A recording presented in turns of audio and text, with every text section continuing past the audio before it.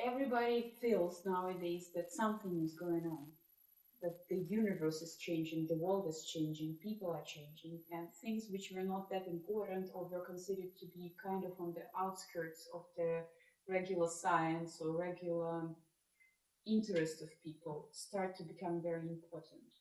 And well, you call this kind of change going on shift. Can you tell us more about this and just give us your idea of what is going on in general? Have been speaking about my realizations.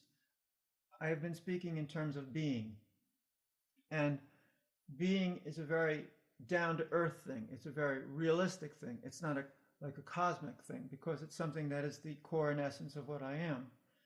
And that being that I am uh, is the fundamental power, the basis upon which everything I do follows. So to speak in terms of a shift as being something imposed upon us from above, something that comes from the universe and is just where the whole universe is shifting and we are shifted along with it, I feel falls into the same category as a hierarchical religion. It's where there is this great power that forces things to happen, and as a consequence, things happen, and so on. Or that we are controlled and dictated to from above.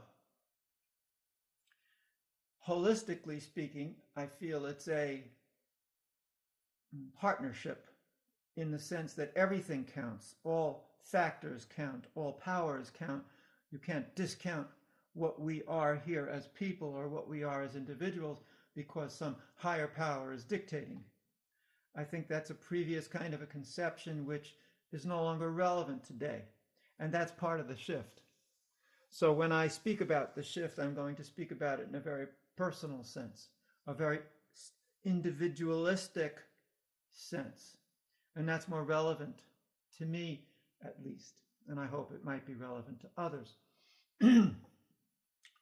The idea of a shift in terms of personality is something which has, I suppose,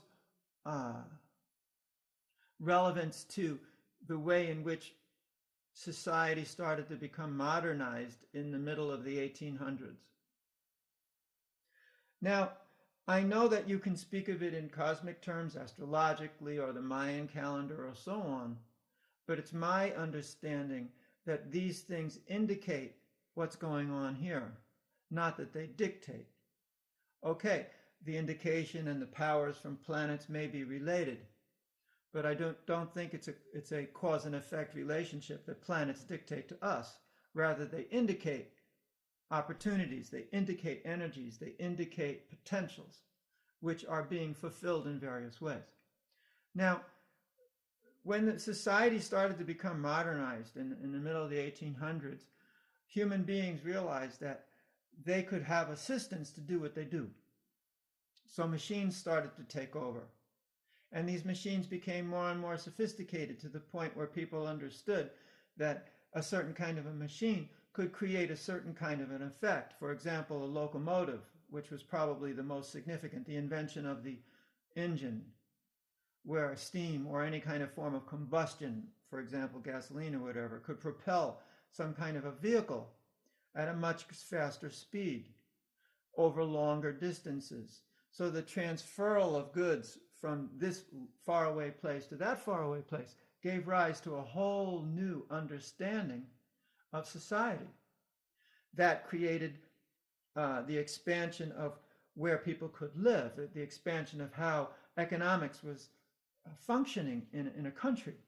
And then it became kind of global. To manage that, you needed greater communications. So various forms of communications were developed, which expanded that. Then wars started.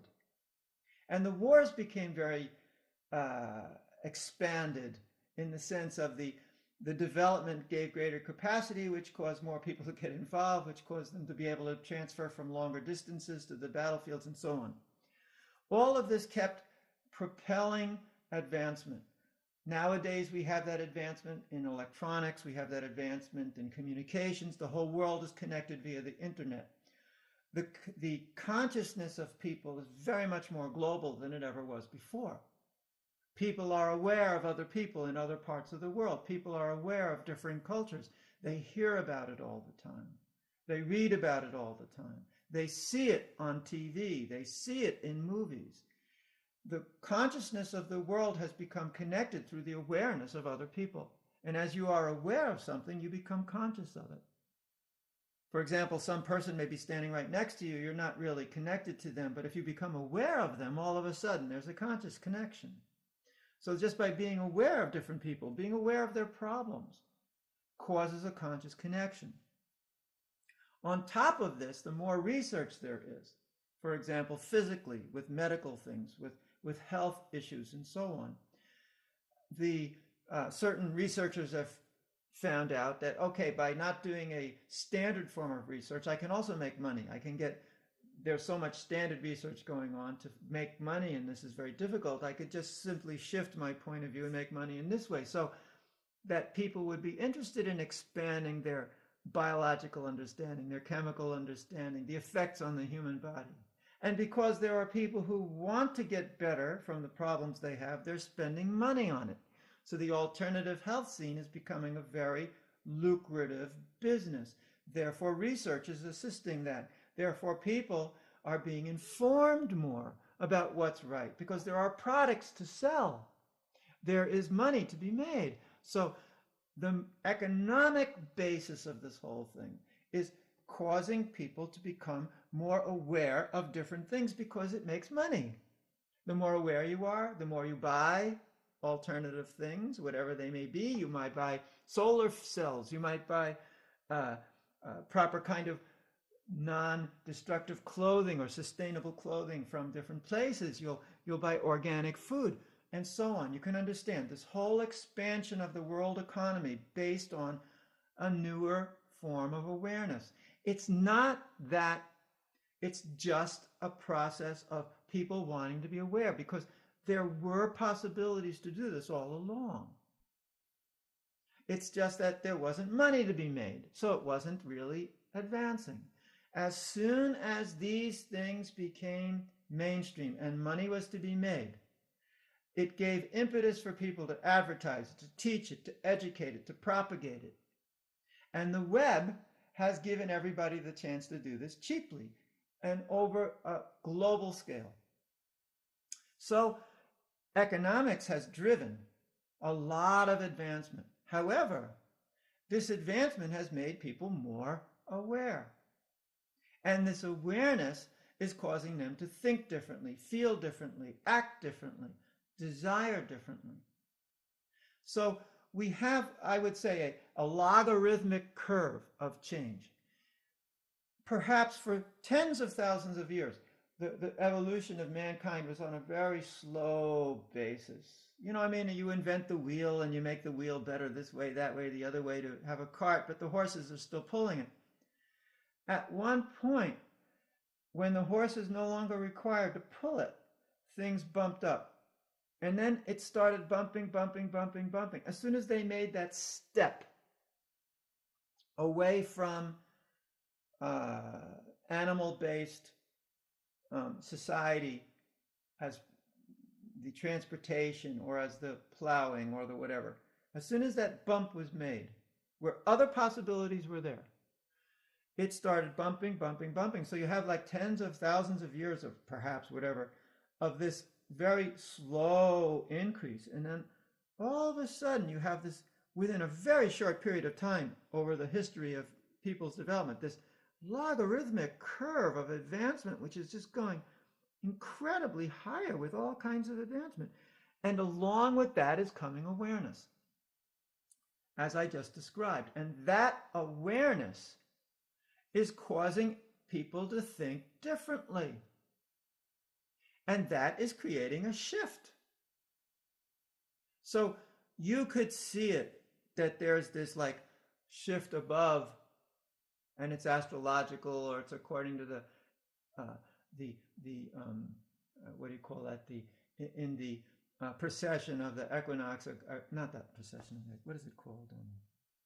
Where you have that 26,000 or 25,000 year cycle. And so this precession is taking place, and we're moving into what do you call the age of Aquarius or whatever it might be. The Mayan calendar is shifting in 2011. So you have this like, okay, but that doesn't necessarily mean it's causing it. There's this, it's an indicator also.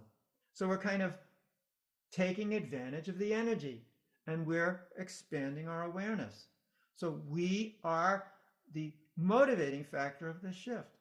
Like here's an example.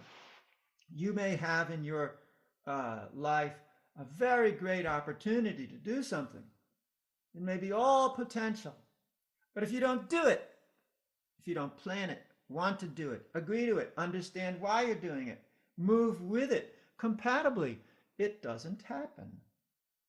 So this shift is something we have all agreed to. We're all participating in, and we're all actively working for. It therefore is our shift.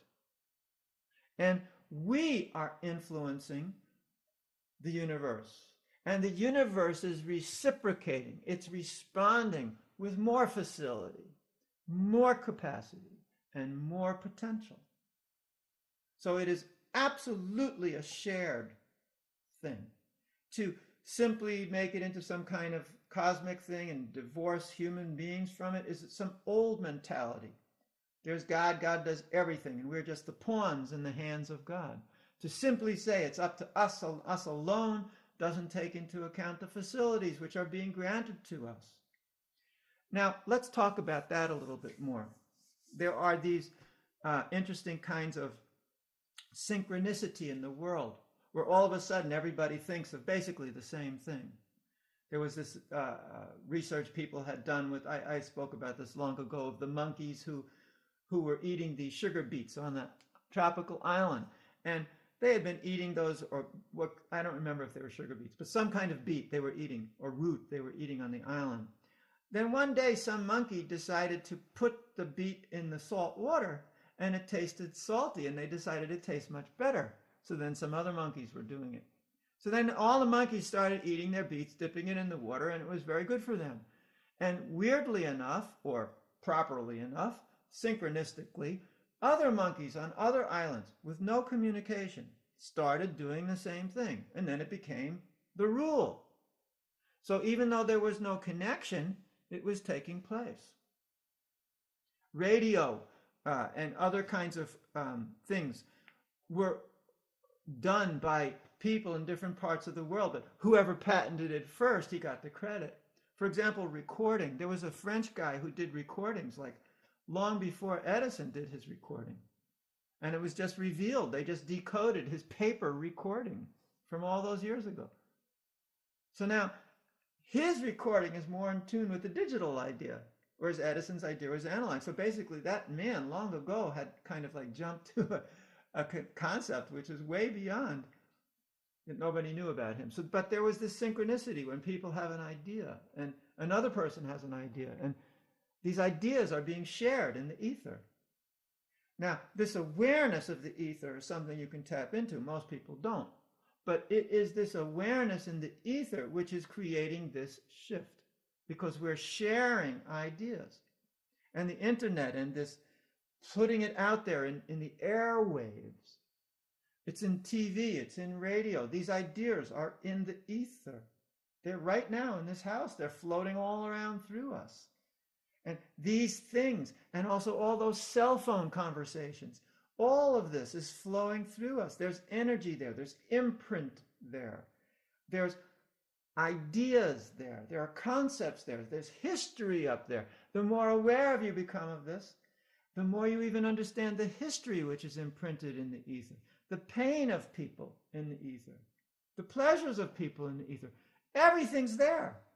And as we become more advanced and aware, whether we know it or not, we are becoming affected by all of this. And this is creating a shift. And there are some very powerful personalities in this world. I don't know how many, but there's quite a few, who their etheric imprints affect people much more than others. In other words, there are major architects of this imprinting who are creating shifts. And these shifts are all in the ideas of how we think, how we act, how we feel, how we project ourselves, how we create, how we become part of the design of our world. So I would like to put the shift firmly in the hands of us. And we are in partnership and being supported by the universe. You may have those who agree with it in the universe. You may have those who wish it would be somewhere, some other way. I don't know, but it's definitely a cooperative effort. That's how I feel. Another way, another thing which I have to ask you about is, on the one hand, you are saying that everybody's awareness is expanding and people get this global awareness which they've never had before, just because the communication is so developed now and we have the web. But on the other side, we all agree that people become more isolated at the same time, and people stop being so close, to the community they live in or to their friends or something, but they become more distant from people around them and get more involved there, on the web or anywhere else, but you are not. And sometimes people, for example, like if we take charity, sometimes for people it's easier to help somebody whom they've never seen, but they read on the web about them, for example, and they decided to send some money to help or to help in some other way, but they cannot help people who live down the street from them because, they don't communicate with them. This is one of the main symptoms of modernity. When the society became more and more modern, the first victim, and this is especially apparent when the most recent phase of this modernity appeared, which was the global communications aspect of it, is the breakdown of family. Family is the traditional center of society. That you grew up within a family, that family was in a community, it had a particular kind of community relationship, you had a certain kind of culture and tradition and so on. This was a bit insular. You were insulated against the outside world because the outside world couldn't possibly affect you unless, for example, you were living in Rome and the Huns came and then all of a sudden you were affected by their culture and whatever. But otherwise that wasn't there because there was no communication. You didn't know unless Marco Polo came back and said, there were these people with slanty eyes and they have this stuff here, So this insularity or this insular nature of a family core, of the family environment, was also in community, was in culture, and so on. It gave a certain amount of support, but it also created that everybody would work for each other. You didn't have machines to do the tasks, so all the people had to share the tasks. And in that sharing of tasks, they used to relate. They used to depend upon each other economically and so on.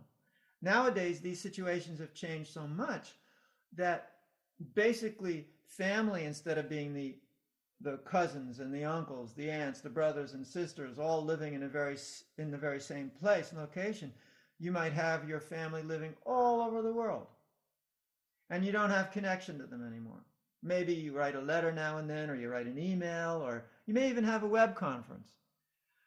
But they're far away. And because we have tools, we have machines, we have people we hire, we don't need to know our neighbors. There's no need. You don't depend on them for help. You don't share your work with them. They don't need you in emergencies. They have numbers they dial. So the usual ways in which we used to relate are no longer needed. And because we always do what's easiest, we're like water. We always flow where it's easiest. We don't require this anymore, so we don't do it. So we are basically insular. To get together with others, you need to have a social club, a social group, a church, or some kind of work that you share. Then you can get together with people. But that's only in that particular environment, and it may not expand any more than that. Most people have only 5 or 7 friends which they're close to, and they may only see them every now and then because everybody's working to make the money to pay for their web, to pay for their services that people come and do, to pay for their health, and so on. So family becomes secondary. And as family has broken down, all these things have taken over. We've become more and more solitary. We stand solitary. Now that's good and that's bad. The bad part of it is the loneliness. The good part of it is that it's a very essential core, I would say, reason, or it's one of the core ingredients for the shift that's taking place. Because as we become more and more concentrated in ourselves, we also develop more and more, we have the potential to develop more and more respect, awareness, and understanding of the self. In other words, we're not so, distracted or having our consciousness pulled away in all directions by a house full of people all the time, or constant chaos in interfamilial or community relationships. Of course, we still have our smaller family, but that's nowhere near the same as when there was extended family, extended community. Now, for some in this present group, not all, because probably a large percentage of people nowadays are somehow or another accommodating this transformation or compensating by really getting involved in their own family to some extent, or involved in their work, or involved in their sports club, or their church, or whatever it is they do. There are people who do all kinds of things.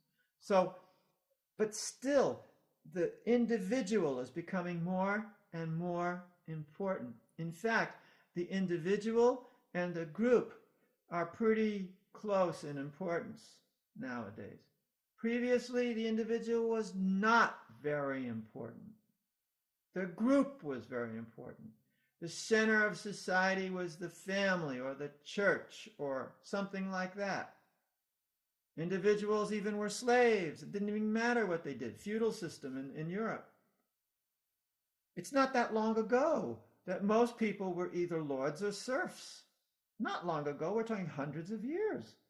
So this concept that an individual can have importance is a rather new thing. A rather new thing. So this individual developing more and more importance is the prerequisite for this shift that's going on. It's one of the most important aspects of it because it empowers us to take control of what's happening. And as we are more aware of ourselves, we can thus become more and more sensitive to others. We can become more and more sensitive to what's existing and happening and so on.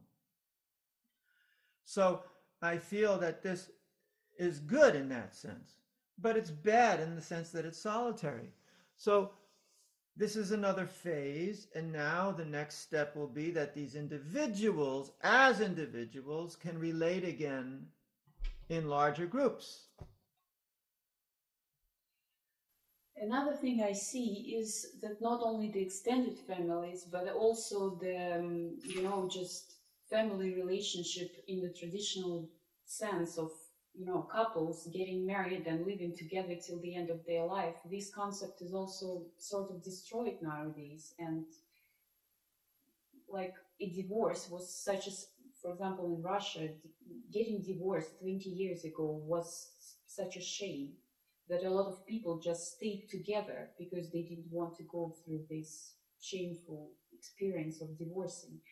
Now it's not a big deal. You get married, then you get divorced in several years, and nobody will think bad about you because of that. And for some people, but again, it's like a vicious circle. You are brought up thinking that a family is important. And like girls are brought up thinking that they should become a part of a family and live happily ever after.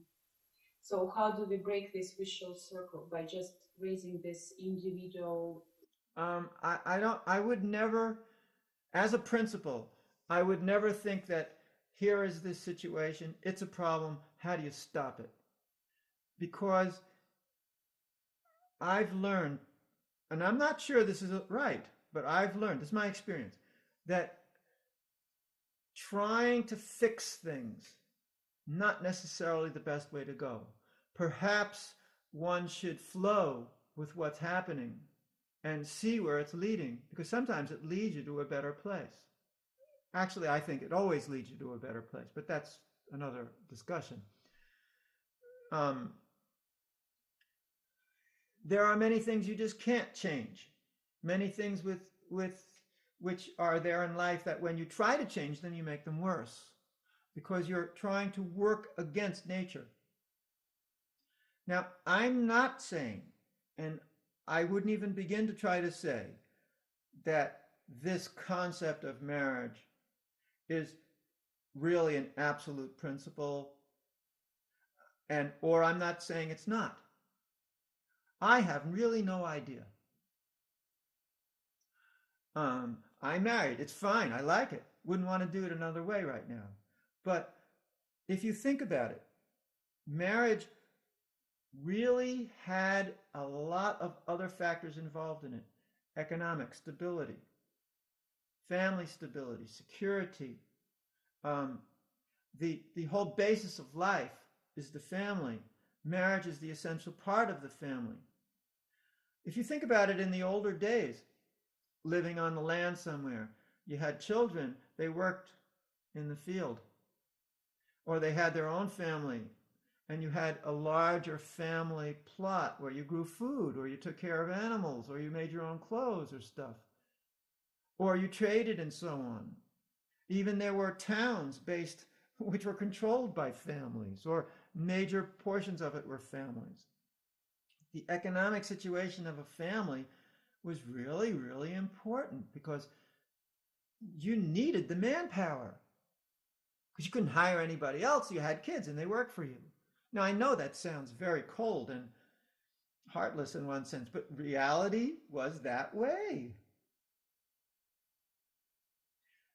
If you look in India, horrible example in this sense, girls were considered a liability economically in a family because they had to be given to somebody in marriage because that was the culture. And when you gave the girl in marriage, you had to pay a dowry, money. You had to give money to the prospective husband to take the burden of taking care of your daughter. So every father thought, here's a girl, later on, I'm poor. I'm going to have to pay an enormous amount of money to get her married. So they killed the girls. Killed them. Girl baby, kill it. Why? Because economically it was impossible. Nowadays in India, huge shortage of girls. Boys everywhere can't get married. No girlfriends. Because all the girls were killed. Not all of them, but, huge shortage of girls. Now the Indian government is shifting and they're trying to get everybody to change, and they give you some financial assistance if you have a girl, and the girls get schooling and education and help because they realized what their culture had done. It had given people a reason to kill girls because of this dowry. Now, that's part of the whole situation of change. It's very much based in economy. So family is very much an economic issue. That's just one example of the dowry thing, but family was an economic issue. Keep the income going. And the wife used to take care of the home as the maintenance manager of this group of manpower. And the husband used to go out and work and organize the manpower in the work. Nowadays, that's not required anymore. You can't use children as labor. Nowadays, having a family is much less important from the economic point of view, from the stability point of view. You can be fine without a family. You can live great. There are eternal bachelors out there doing fine. They say, why should I get married? What will I fulfill that I don't have now? So then the point of marriage comes to being, well, I want to live with this person. The real reason for being married has transformed from an economic, social, even religious basis, because the religions would say you should do this. It is transformed from that to, I get married because I love this person and I want to live with them. You know, even previously, this was so much not an issue, and the economics and the social and the religious thing of it was such an issue that there were arranged marriages. The whole Middle East, the whole Asia, arranged marriages. In Europe, marriages were arranged because of political reasons. Kingdoms united and so on. And marriages are arranged according to economic status. If you got money, money marries money or whatever. Arranged marriages. It's even going on here in America amongst religious people, certain religious organizations, certain religious groups. Arranged marriages. And that's the epitome of that situation. That it didn't even matter whether you love somebody or not. Because if it worked, if you were a good team, that's all that counted. The team, the family team. So now that's all broken away, and people now have a new way of thinking about it. Not all broken away, it's still going on. But to a large extent it is. When people nowadays hear that you had an arranged marriage, they go, wow. But in the old days, it was like, sure. In the old days, not even so long ago, even in Italy, you didn't have an arranged marriage. It was considered, what's going on? My grandfather didn't even know my grandmother. They were in different villages, and it was arranged by the parents, and they got to like each other, so on. Now it's not that way. So you only get married out of love. And the only reason you're together, really, not economics, is because you love each other and you want to be together. In the old days, to divorce meant to dissolve the corporation. The marriage corporation, which was this whole structure upon which all life was built. Dissolving that was inconceivable. It would cause inconceivable hardship to so many people in the extended family and community. So it wasn't done. Okay, maybe King James or whatever could do it because he was rich. So he created divorce for himself and a religion around it. All right, fine. But economically, for most people, inconceivable. Nowadays, completely conceivable. The only problem being you have to sign a prenuptial agreement saying that when we divorce, you get nothing. Or when we divorce, you get this. That's all. You get what you brought into it, the corporate contract. You bring in so much and I bring in so much. We split with so much. So the idea being that, well, you don't love each other anymore. What's the point of it? You don't economically have to be together. Socially, you don't have to be together. Religiously, it doesn't matter really to a lot of people nowadays. So what's the reason? That is the thing. So if you're asking me how to fix that, but to fix that means to fix the whole understanding of society. And that has changed. Changed because it's a development. It's all based on this way in which economics has changed. The way we make money, the way we support ourselves, the way we live, the way we communicate. And you can do it just as well single as you can do it together. You may be a little bit more lonely, but as many of these dedicated bachelors I know say, you can meet girls everywhere, especially the older ones who've been through 3 or 4 marriages. You don't need to get married. You can get what you want regularly without requiring a marriage to pay for so many things, to have to fulfill the desires of someone else, which they may consider to be a real hassle. So fixing it? No, I wouldn't try to go that direction. What I would try to do is to redefine what it is that we want in life. And also to help people become more aware of themselves so they'll find more compatible partners. people who they actually can live with over long periods of time. Now we get into this point of sustainability. And this is really where the shift is happening. For those who actually understand what's going on, sustainability is much more important. Sustaining transportation is not going to happen with petrol or fuel. Therefore, the shift is towards electric, towards hydrogen, towards solar, or whatever. Even these air cars that are there. Because the sustainability is, it can't cost so much. It has to be something that everybody can renew.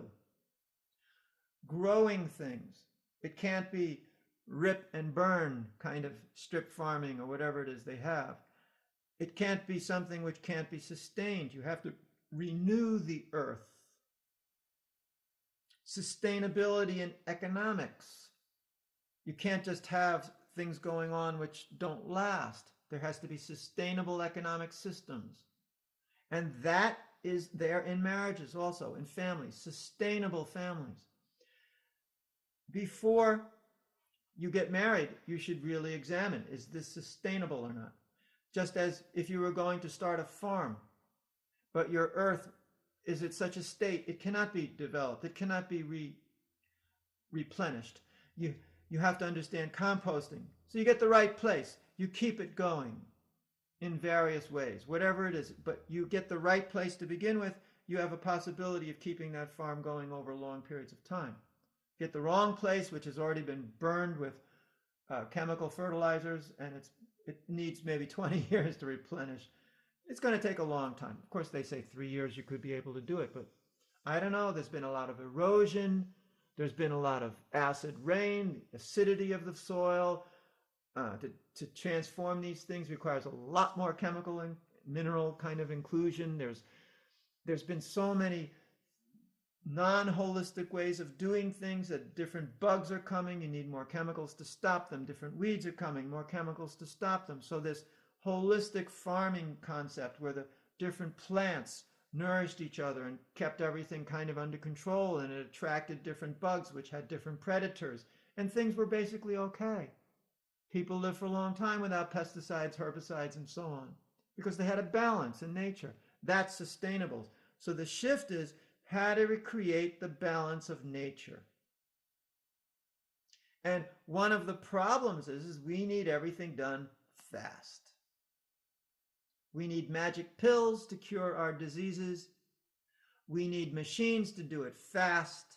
We need sprays to make it work. And this is not sustainable. So as this logarithmic curve is getting higher and higher and higher, we realize that this issue of sustainability is becoming more and more and more important. The global warming, it's all a product. Of course, there's cycles of global warming, so it's not that we are the sole creators of it, but we have accelerated it, again, in a logarithmic curve. Maybe it should have happened 1,000 years later, I don't know, but it's happening very fast now. In the middle of the summer this year, there's going to be no ice whatsoever in the Arctic Circle. Think about that. You can take a boat straight across. Think about that. Sustainability is the issue. Global sustainability. That's why Al Gore, if you think about it, he had been cheated away from the presidency. And yet this man has done something so much more important than he could have ever done as president. He probably wouldn't have done it if he was president. This awareness of the global sustainable existence. Such a wonderful thing he has done. Now I think it's very important for us, this sustainability, and marriage will fit within that as well. That I have a relationship here which is sustainable. Why? Because we can work together, we can grow together, we can respect each other as individuals, we can allow each other to grow as individuals. We don't have to restrict and forbid and so on, but facilitate. Facilitate children, a whole new sustainable way of raising a family, to facilitate them to be the best they can be and not try to mold them, because now there are so many possibilities. much more than ever before. Now we don't have to mold them. We can just let them be and let them grow. There'll be so many ways they can make money, so many ways they can take care of things. So marriage falls into the sustainable category. And the compatibility is now seen in, is our energy compatible? Do we like to live together? Can we just sit around and be together? Do we have to run off and do something to be happy together? Or can we make money together? Can we do things or whatever? So that's the, I think, important consideration.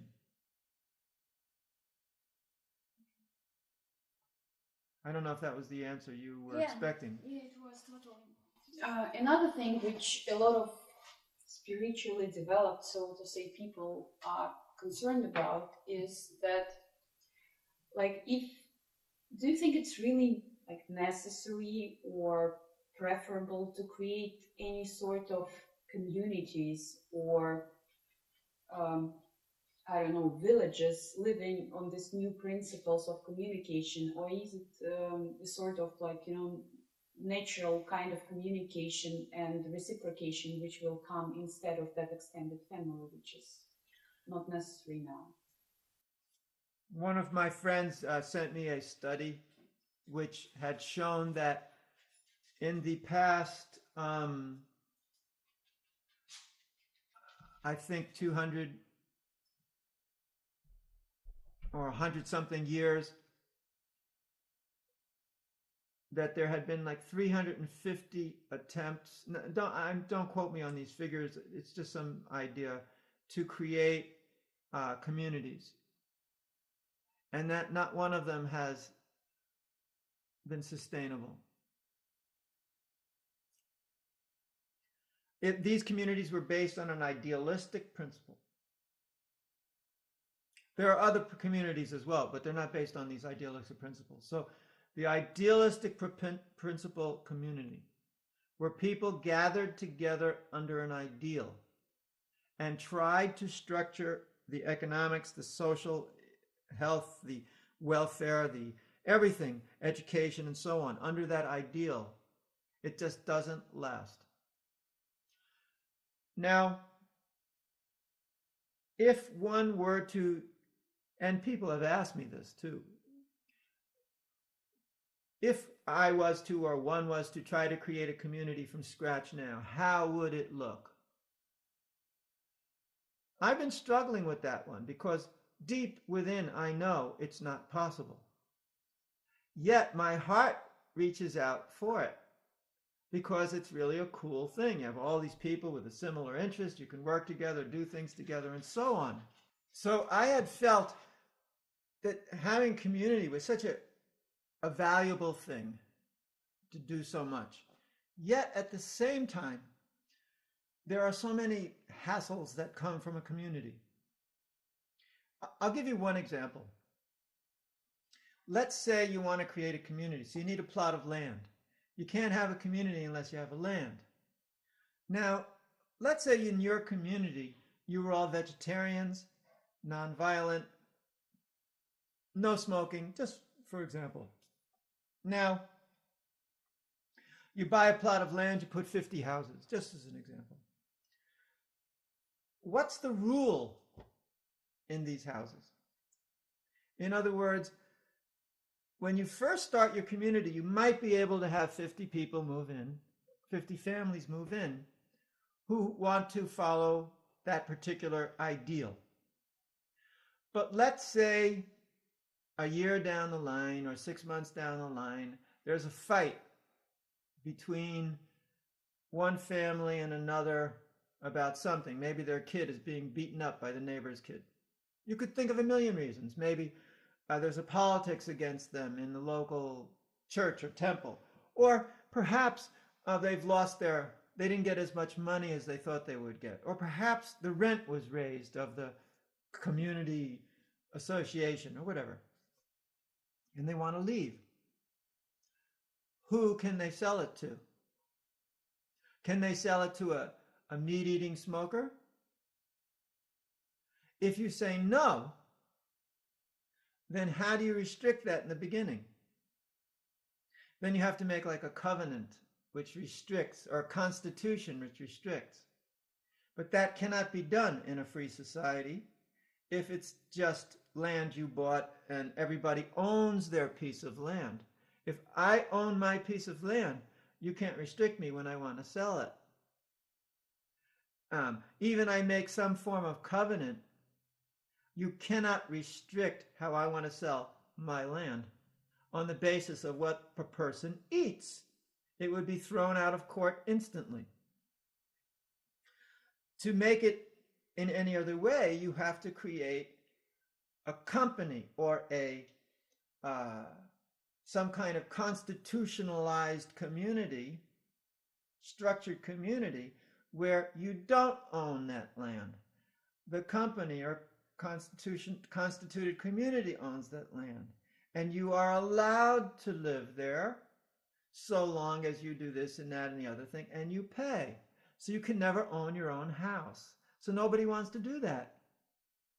They don't want to live within a constituted community where they have no ownership, because they have to pay, but they get no capital in it. So right there, at that spot, you cannot build a community on idealistic principles, because either you're going to have gradually the community filled with people who don't share your ideal, and in the process of doing so, a lot of conflict, or you're going to have a community where there's no ownership and thus investment. If I don't invest in the company, then I couldn't care really whether the company works or not. I just want to get paid. Or I just want to live my life. I'm not invested in it. I can get up and go anytime. And this is why so many groups all over the world never get it together, or their original ideal turns into something completely different because of this one basic principle. And that is, you don't need to go further. You don't need to talk about the dynamics of group. You don't need to talk about the interactions and so on.